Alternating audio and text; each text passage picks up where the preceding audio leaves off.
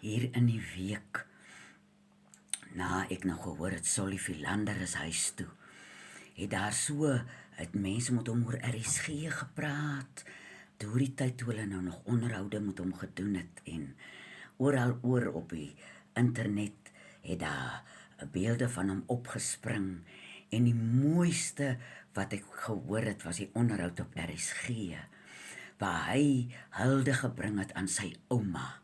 Hy was 'n ouma-kind.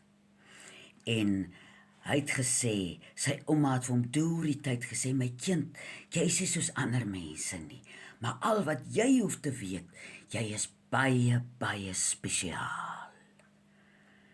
En dit het my nou teruggevat na oom Johannes wat altyd gesê het, want hy was 'n oupa-kind. Sy oupa Hansie het hom ons nou van die krye geleer het, en het hom onder hande geneem. En hy het altyd gesê, 'n ouma-kind of 'n oupa-kind is 'n baie, baie besonderse kind. Want die ouers, soos julle nou weet, as 'n mens nou die ou dingetjie het, jy's besig met wanneer hy slaap, en wanneer hy sit, en wanneer hy eet, en jy's besig met die lewe, maar 'n ouma en 'n oupa het 'n ander deur in, by so 'n klein kind. En as ek nou sien die werk wat Solly Philander gedoen het in sy lewe, as 'n mens nou gedink het aan die struikelblokke op sy pad, en hoe het hy nou gedink, hoe sal hy nou maak? Maar daai stem van sy ouma het altyd in sy agterkop gebly. Die ouma wat hom laat glo het, hy's spesiaal. En wat 'n voorreg. Ek weet nou die oumas en die dinge is nou anders, want hulle moet nou al van die klein kinders skool toe vat, of na die speelskooltjie toe vat, daar's nou 'n ander, wat sal ek nou sê, hulle is nou op 'n ander manier besig as in die ou dae, wat maar net lekker saam met die kinders sit en speel. Maar daai wonderlike voorreg wat mens het as 'n ouma, om na jou kinders se kinders op 'n ander manier te kyk. Weet net, dat jou insette as ouma en as oupa, sal daai kindjie ver in sy grootmens wêreld, sal hy saam met hom dra, want hy weet, dit wat hy gekry het, by sy ouma en sy oupa, is 'n wettige ding. As ek nou dink, daar in die, my tuishuis daar in die dorp, is daar 'n kleuterskool by so af in die pad. En as jy nou sien, dan sien jy nou die karre, die ma's en die pa's wat nou die kinders aflei, en dan nou daar waar die ma's en pa's nou al besig is, sien jy nou 'n ouma of 'n oupa. En dan sien jy nou die sorgsaamheid waarmee die ouma of die oupa die ou kosbare pakkie aflewer. En daar by die hek wag tot alles reg is en alles tevrede is.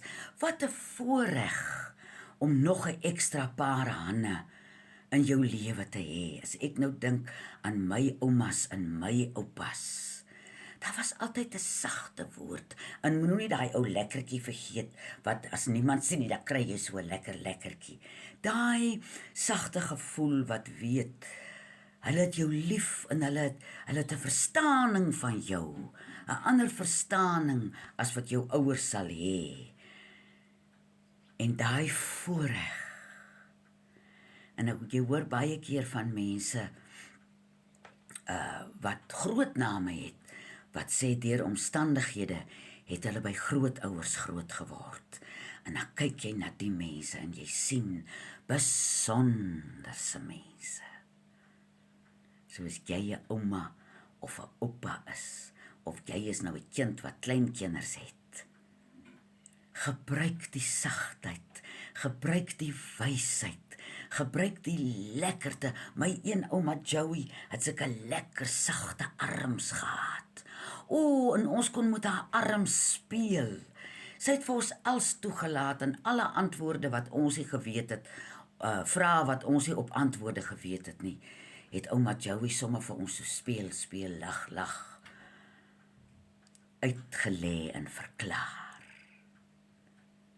So gryp die geleentheid aan, om daai ekstra bietjie liefde, daai ekstra bietjie sagtheid, daai wysheid wat kom deur ondervinding, van wat mens als met 'n kind kan doen, kom van die oumas en die oupas af.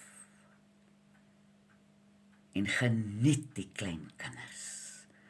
En as jy hulle so sien loop, die klein bietjies inligting en lekker kry en weet hoe kosbaar is dit in hulle lewens. Dat jy hierdie ouma en oupa kinders so voor jou kan sien groot word. Wat 'n voorreg